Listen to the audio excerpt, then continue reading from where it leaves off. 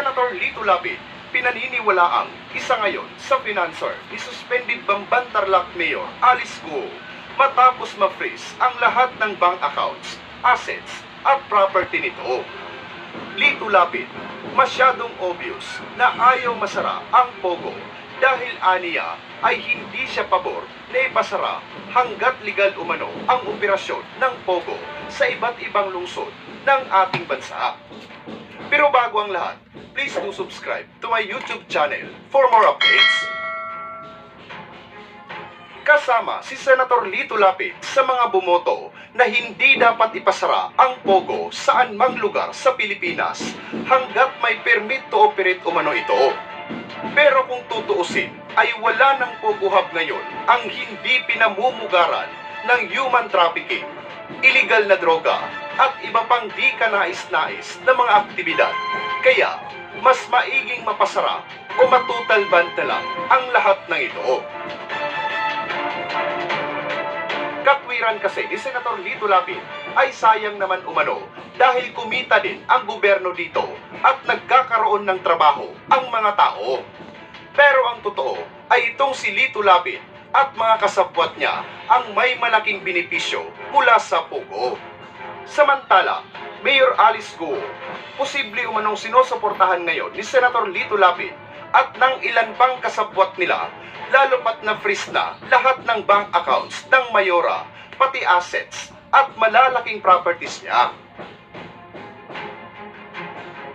Ayon pa sa balita, 90 accounts with 28 billion pesos in total bank transactions, court orders, freeze on assets of Alice Guo, Pogo firms and cohorts. The Court of Appeals has ordered financial institutions and government agencies to freeze all bank accounts and assets belonging to Bamban Tarlac Mayor Alice Guo due to her alleged involvement with illegal Philippine offshore scheming operators or POGO. In a 61-page resolution dated July 10, 2024, obtained by Billionario.com, the CA found probable cause to grant the petition filed by the Anti-Money Laundering Council to freeze 90 bank accounts and 12 real estate property owned by Guo located in Las Piñas, Bulacan, and Tarlac, and 13 vehicles including a 60 million Robinsons helicopter connected to Guo and her business associates for 20 days. The frozen bank accounts also include Guo's business partners in Vauco Land Development Inc. and the Pogo Sun Yuan Technology Inc. and Hongshin Gaming Technology Inc. Hongshin and Sun Yuan were both Pogos that operated within a massive compound owned by Vauco on a property in Bamban, which was sold by Guo. Mga kabunyog, mga kababayan, welcome po. Yan, mga kabunyog, itong ating topic ngayon, yung mga assets o ari-arian ni Alice Guo, frozen na, naka-freeze na po. Naka-freeze na. May order na po ang Court of Appeals na mismo ang nag-order. Ang ibig pong sabihin niyan, hindi na pwedeng galawin, hindi pwedeng gamitin ni Alice Guo. Dami, 34 pa lang bank accounts. Mga kabunyog, grabe ano? Tapos sasabihin niyan, sabi niya, ano yung sabi niya sa interview ni Karen Davila? Kupo, Ma'am Karen, nahihiya po ako. Nahihiya po ako kasi hindi po ako nakapag-aral. Doon na po ako lumaki sa farm. Nag-aalaga po kami ng baboy. Diba? Okay, so yan mga kapunyog, yan ang latest kay Alice Guo. Salamat naman. Baka naman ngayon yun, baka naman wala nang laman yung mga yan. Baka naman existing pa yung accounts pero wala nang laman. Bagal-bagal ninyo eh. Diba? Yung lang ang problema, kabunyog Dani Carino, baka naman, syempre, yan, yung mga sindikato, kriminal, alam nila na pag pinag-inita na sila, naghahanda na. Kaagad-agad, baka nga si Roque, in-advise na kaagad sila ni Harry Roque. Alam yan ni Harry Roque. Baka in-advise na ni Harry Roque yan sila, sila Alice Guo, na nyo na, alisin nyo na yung mga nyo, kung may mga laman yan, ubusin nyo na. Oo. Ay, nung mga panahon na wala pa yung freeze order, hindi pa, pwede pa nilang galawin yung kanilang mga accounts.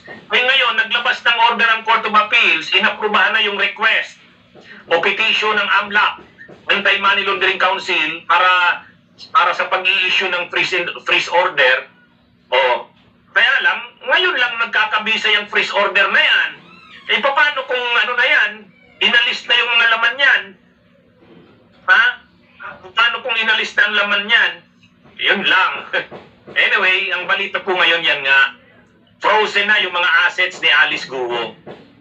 Ibig sabihin, hindi niya na magagamit kung nandyan pa yung mga laman. Ang problema nga, kung nung nagsisimula pa lang uminit yung kanyang pangalan, at na-advise na siya nila Roque, transfer niya na ang mga laman niyan. Yan lang ang problema dyan. Yung bagal-bagal eh. Ilang buwan na yan na pinag-uusapan, dapat noon pa lang, kaagad-agad. Ginawa na yan ng AMLAC. So yan mga kabunyog, ang latest ngayon, may order na ang Court of Appeals. Kasi nagpetisyon ng AMLAC, yung Anti-Money Laundering Council. Ito ay paliwanag ko lang.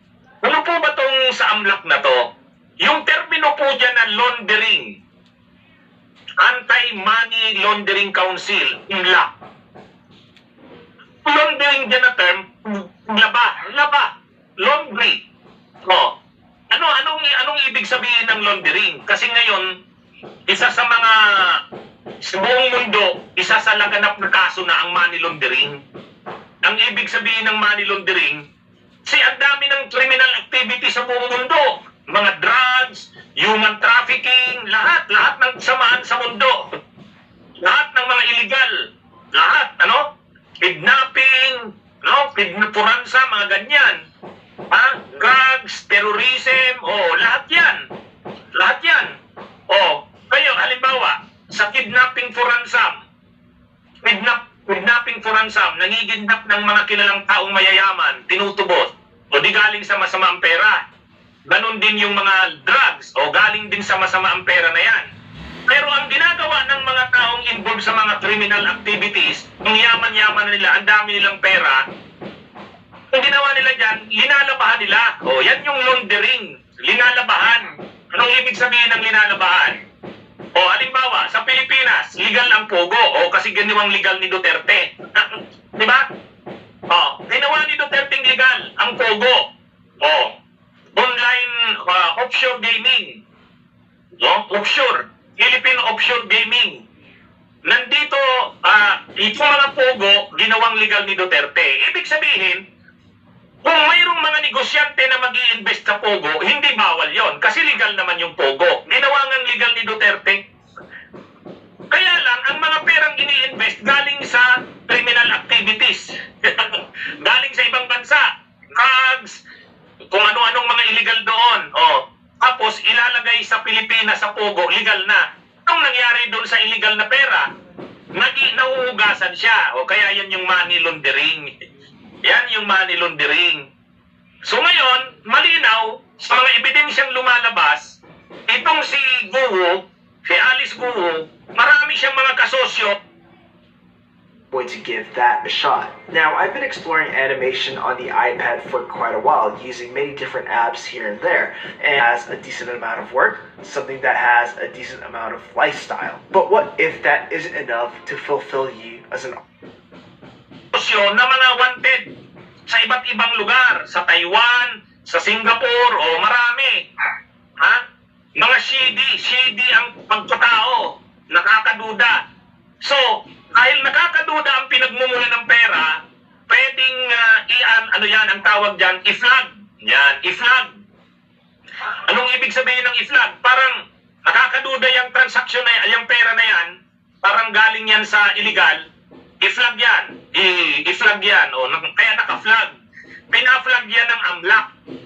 Ngayon, para talagang ma-orderan ng korte na huwag magalaw ang pera na yan na pinagdududahan galing sa masama, kaya lang ginagamit, pinapasok sa mga legal na transaksyon sa Pilipinas para malonder, mahugasan, malabahan.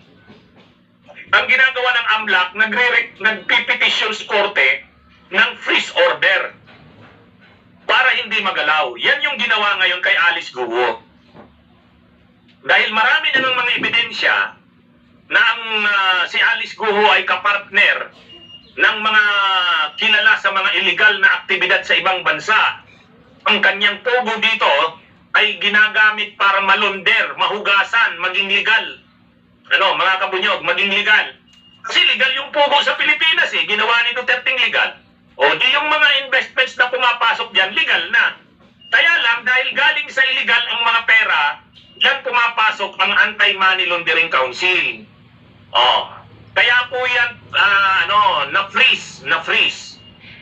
These 8 persons na isa-cite ng committee in contempt, these 8 being Alice Guo or Guo Huaping, Nancy Gamo, Dennis Cunanan, Wen Yilin, Ximen Leal Guo, Jiang Jung Guo, Duaren Wu, and Chona Alejandre.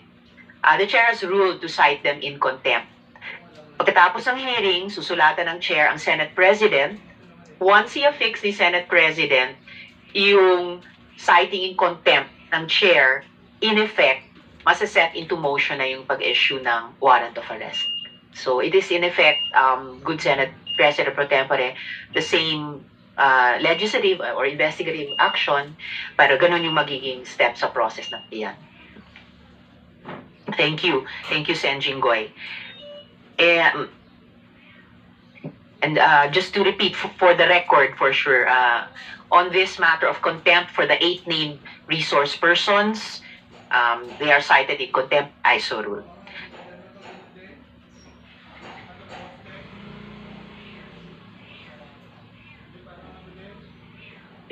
All right. The chair will also rule on the motion to subpoena a certain number of invited resource persons. Binubuo lang ngayon yung complete names nila. So, that being the case, before I ask the COMSEC to administer the oath to any new resource persons today, apologies, Sen Jinggoy, nalimutan kong itanong, meron ba kayong gustong gawing opening statement? All right, thank you. And please, this morning with the NBI. Thank you. So, Attorney Magno, Assistant Director. Good morning, Madam Chair. Good morning, sir. At sa inyong bureau, marami pong salamat muli sa maagap niyong pagtugon doon tungkol sa fingerprints na minatch niyo sa pagitan ni Guo Huaping at saka Alice Dialgo, proving, your bureau proving that they are one and the same person. Alam niyo po, may ilan po na may duda pa sa authenticity ng findings ninyo. Sa interview sa media ng abogado ni Mayor Alice, sabi niya baka kailangan pa daw ng third-party verification. Can you make an official report on your findings, Assistant Director? Unang-unang po sa lahat, mula po sa aming Director ay maraming salamat din po sa ating mga senador at sa itong committee na to, Madam Chair, sa pagkitiwala at sa aming ahensya, Madam Chair. Kasama ko po ngayon dito, Madam Chair, ang ating Chief Dactyloscopy upang maipaliwanag niya po ang kanyang ginawa dito sa pag-examine o pagsusuri sa mga fingerprints ng nila Mayora at ng iba pa pong tao. Nandito po si Dr. Kahanding, ang aming head po ng dactyloscopy upang ipaliwanag. Maraming salamat po, Madam Chair. Salamat, Assistant Director. Dr. Kahanding, head ng dactyloscopy unit. Kayo po yung nagsagawa ng scientific examination at matching. Please proceed, sir. To the honorable members of the committee, good morning to everyone. This morning, we will reveal to you the result of your request for comparison and analysis of fingerprints submitted to your end by the Bureau of Investment to be compared to the fingerprint records in our master files. Before I reveal, I would like to tell you that this identification is a unique identification given to us by the Almighty. Ito po ang identification ng tao by means of skin patterns. Sa tao lang po binigay ng Diyos yan. Yan po ang dermatoglyphics. Science deals with the study of skin patterns. Sa 4 branches po niyan, meron po tayong dactyloscopy sa daliri, chiroscopy sa palad, and podoscopy sa talampakan at ang poroscopy po sa sweat pores. Ngayon, dito po ngayon tayo sa dactyloscopy. Dactyloscopy, it is positive identification po, unique identification, infallible means of identification, meaning to say it is incapable of error, absolute perfect identification. And our result is bounded by the 3 dogmatic principles of fingerprints. We have the principle of constancy or the principle of permanency, meaning to say that fingerprints are immutable, perennial, and individual from the beginning of the 3rd month of the embryonic period until decomposition sets in after death. Kaya po, Dr. Kahambing, yung fingerprints nung batang o menor de edad na Guo Huaping dun sa application para sa Special Investors Resident Visa nung kanyang ina ay kaya niyong ikumpara dun sa adult fingerprints Opo. nung Alice Leal Guo. Opo. Okay po. Kasi hindi po siya magbabago from mula nung pinanganak po tayo hanggang ngayon. Size lang po ang magbabago. Wala pong pagbabago yon. We have also the principle of variation, meaning to say that no 2 prints of different person nor the neighboring fingers of the same person has ever been found to be identical in all respects. Bilyon po ang tao sa mundo, wala po tayong magkatulad na fingerprints, even identical twins, triplets, quadruplets, quintuplets, o kahit ilang pa pong bata ang sabay-sabay pinanganak, wala pa rin pong magkakatulad na fingerprints. Kahit yung isang tao po, sa 10 daliri mo, wala pa rin pong magkakatulad dyan. Kaya yan po ang unique identification natin. And we have also the principle of infallibility, means that man's fingerprint cannot be forged. You can alter your signature, your handwriting, you can forge your handwriting, but you cannot forge your fingerprints.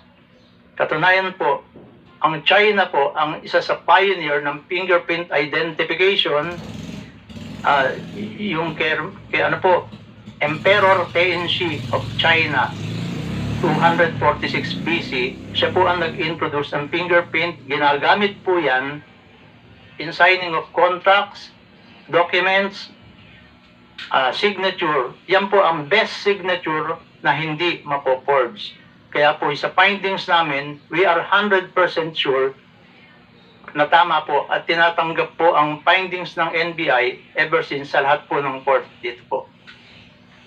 Okay, I will present to you first. Ma'am, sabi niyo, Doctor, ever since tinatanggap ang findings ng NBI sa lahat ng korte na hindi humihingi ng third-party independent investigation yung mga korte iyon. Salamat po. Please proceed. Ito po yung sinubmit niyo sa amin na galing sa Bureau of Investment. Galing po sa Bureau of Investment. Ito po yung galing na sinubmit niyo po sa amin. Board of Investments po? Opo. Kinompare po namin sa mga fingerprints ni Alice Leal Guo, Sheila Leal Guo, and Wesley Leal Guo. In comparison and analysis of questioned and standard fingerprints, 1 print is enough to identify a person. Because in comparison and analysis, we are not only after the fingerprint pattern, but we are after the exact location and position of the characteristics found inside the fingerprint pattern. Yun kung nakikita niyo po yung mga numbers na yan na clockwise, yan po yung mga characteristics. Kung tatanungin niyo po, how many identical characteristics are required in order to conclude that a question and standard fingerprints belong to one and the same person? dito po sa Pilipinas, ang ginagamit po natin, 10 identical ridge characteristics. Ang sinusundan po natin, yung People versus Marciano Medina, the first case in the Philippines wherein fingerprint was used as evidence and accepted in court. Opo. Ito po ang Kailan po yung kasong iyon, Doctor? Po, Kailan po yung kasong iyon ng Mariano 1932 Medina? po. So almost 100 years ago. Opo. Salamat Nasa po. Philippine reports po siya. Ito po ang enlarged photograph ng fingerprint ni Wesley Go. Ni Wesley po. Wesley Leal Go. Kinumpare po natin. Ito po yung galing sa Board of Investment na pinadala niyo po sa opisina namin. Nag-match po siya dito sa fingerprint namin sa master files. Nakakuha po kami ng 17 identical characteristics. Kaya sigurado po tayo, 7 than 10. Sorry po. Yes, hindi lamang 10, 17. Opo. Tuloy Dito po. po sa fingerprint naman ni Alice Guo, nag-match din po yung isa na sinubmit nyo from the Bureau of Investment.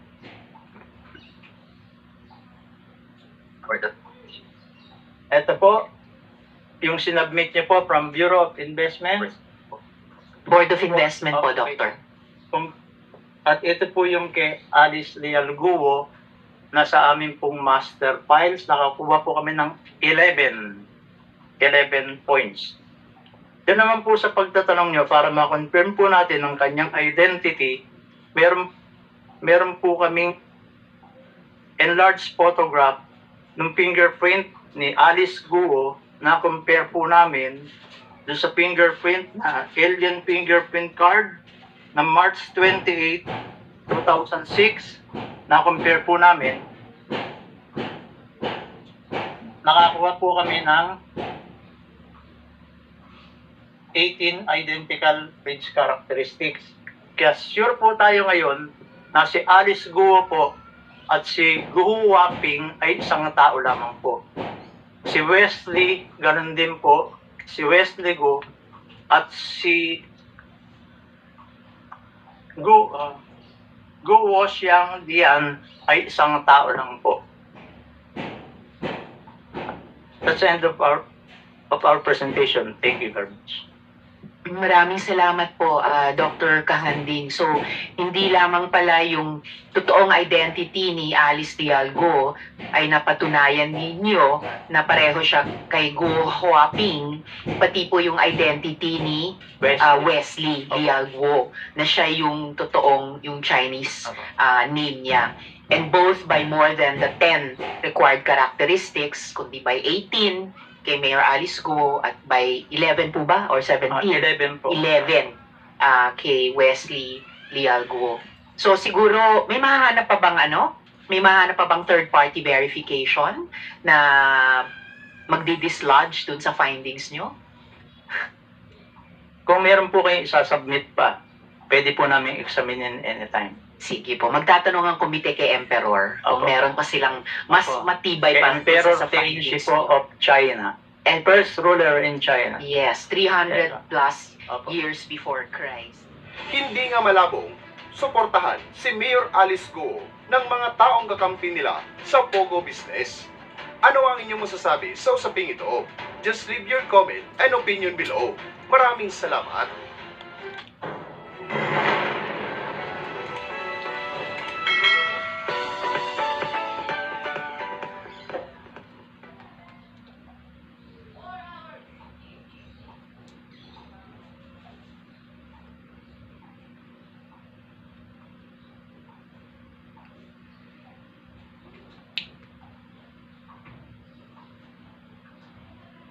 Ito.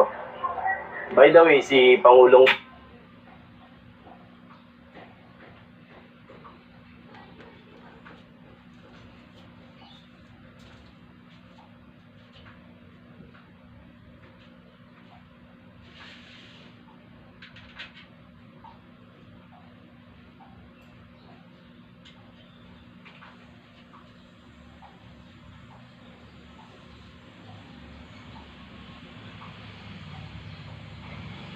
Enzo Recto, Ipinaglaban ang katiwalian at kasinungalingan, kakampi sa katotohanan at kabutihan. Ang nagre-negotiate kasi ngayon yung partido. At ang strange ay halos lahat ng nile-negotiate nila na sasama sa ruling coalition at sasama sa senatorial slate ay critical sa gobyerno. Hindi yan sumama sa majority sa Senate. No? Dahil nga, ang tingin nila sa sarili nila ay hindi naman maka-Marcos. No? Ang ginawa yata nila, independent minority.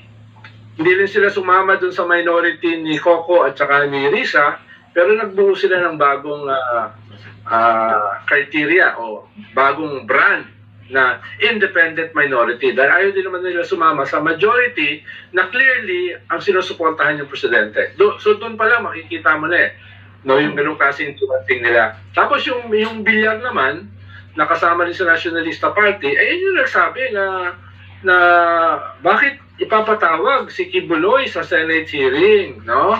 Bakit siya binabanatan? Mabuting tao naman yan, kaibigan namin yan. Yung mag-inang Villar, bumoto para wag isabpina si Kibuloy, no? Yung mag-ina. Humabol pa yung anak. Yan, parehas nationalista yan. At bumabanat din yan sa mga iba pang issue na dala ng gobyerno. At panghuli, yung presidential sister na nationalista rin, na siya mismo nagsabi, kahit mag-isa na lang siya, hindi na iiwanan si Digong. At ditong pinakahuli niyang sinabi ay yung kanyang suporta kay Vice President Sara nung nag-resign as Secretary ng DepEd. So, ano yan? Kakainin niya lahat? Siya. Saan siya sasamang entablado sa kampanya? Doon kay Digong, nasabi niya ay kahit mag-isa na lang siya, hindi niya iiwan. Kay Vice President Sara.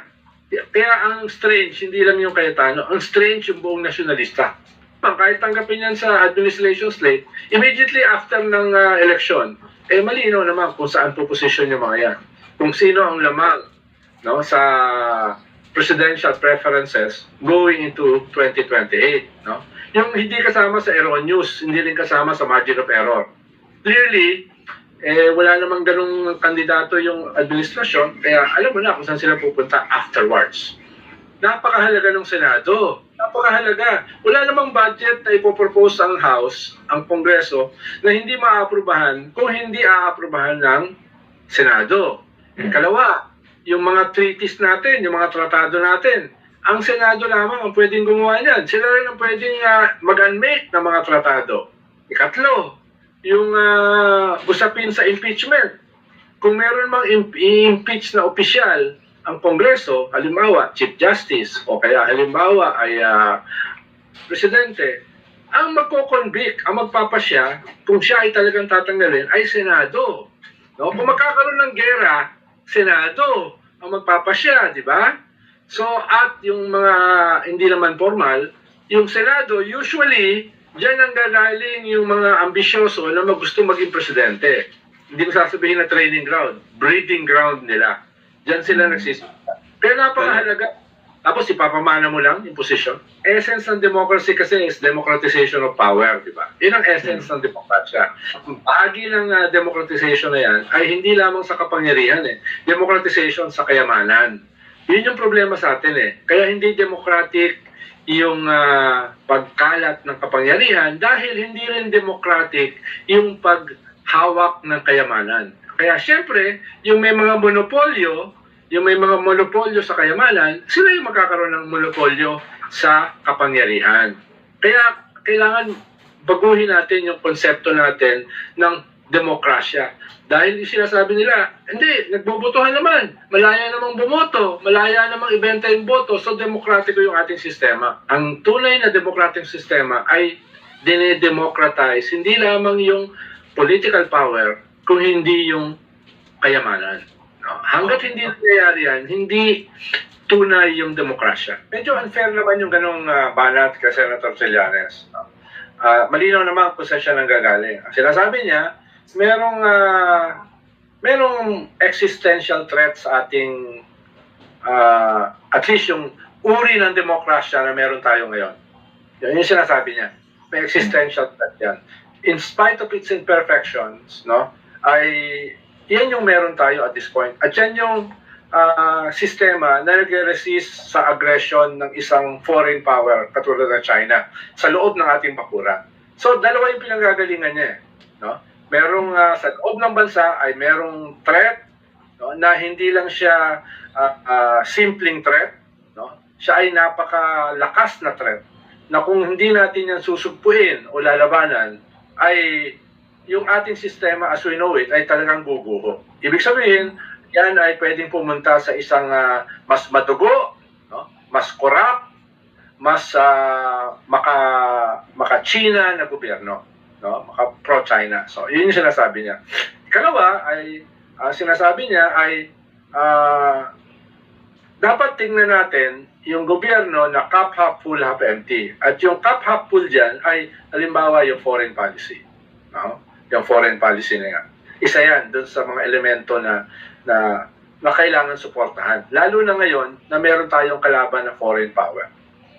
So, sinasabi niya ay dahil sa ganyang panganib, dahil sa ganyang threat na in a way, ang sabi niya ay existential, ay kinakailangan natin mag-unite lahat para labanan yan. Para labanan yan. Ang problema naman, dahil nakita nga natin yung unity team na ang bilis na wasak, dahil yung batayan nila ay hindi naman talaga prinsipyo, plataforma, vision, no? Need friendship, wala eh. Nabuo lang, para lang manalo. Huwag naman natin ulitin yan. Kailangan naman magkaroon ng proseso para pag-usapan. Halimbawa, yung legacy na nakaraan, isa yan sa mga tension points eh. Parang wala namang umaamin na nangyari yan eh. Wala namang umaamin na may mali eh. Wala namang na umaamin na may plunder eh, na may human rights violation. Kailangan pag-usapan yan. At kailangan, minimum, may kaunti namang pag-amin para pwede naman tayo umabante. Ikalawa, ay tama naman yung mga threats. Nirecognize naman yan ng mga leaders ng Pinklawan eh. No? Tama naman yan. No? Kaya nga, at least yung mga leaders ay hindi nilalait o hindi binabanatan si Senator Trillanes. No? Tama naman yan. No? Pero, meron tayong proseso na dadaanan. Baka kulang yung panahon para dito sa midterm. Na yung mga problema sa legacy, sa kasaysayan, yung mga unresolved issues, katulad ng tax evasion, no? Mga loot, na hindi pa naisosole, baka mahirap na yan ay pasadahan lang, tapos mag-unite, nang hindi yan na pag-uusapan, na po proseso. So yun yung ikalawa, na baka kulang sa panahon. Baka kulang sa panahon. At ikatlo, ay baka yung possibility na yung nabubuo yung slate, ay hindi sila maipasok. Baka isa lang, hindi nga dalawa baka isa lang yung posible. Para namang iiwanan yung iba. Para namang isasakripisyo yung iba. Diba? At the minimum kasi ngayon na tatlo na yung tatakbo At baka madagdagan pa. Kung isa lang ang mapasok, iiwanan mo yung dalawa. Lalong magkakawatak-watak yung opposition na maina na nga ngayon. No? So yun, no? Baka ang pwede kasi ay at this point, tanggapin na may ganong klaseng threat. Internal at saka external, at magkaroon ng parallel campaign para labanan yon. Imbis na pilitin na magsama sa slate nang hindi pala po proseso. Agree to a certain point, no? Na may common enemy, may common threat sa loob at sa labas na dapat ay mag-unite tayo para labanan. Pero yung paglaban doon ay hindi necessarily sa isang official slate. Proposal kasi magsama sa isang slate, di ba? Tinitingnan natin dialectically yung proposal. Ito yung positibo, ito yung negatibo, dito lang gagaling yung mga Pinklawan, no? Na kaya, paano ayaw din naman nila mahati yung kanilang base prematurely. Parang hindi pa handa para magkaroon ng platform, principles. Diba? Paano? Ang tradisyon naman ng Pinklawan, dapat may plataforma dapat may vision Diba? Dapat hindi naman sapat yung 20 pesos na kilo na bigas lang ang laman ng plataforma. Kailangan something more. Paano mo i-explain yung same leftist groups na yan ay kumampanya for the Dicong at sumama sa kanyang gobyerno nung first 2.5 years ng kanyang term, kung saan doon pinakamaraming pinatay extrajudicially. O yun, mas mahirap ipaliwanag yun.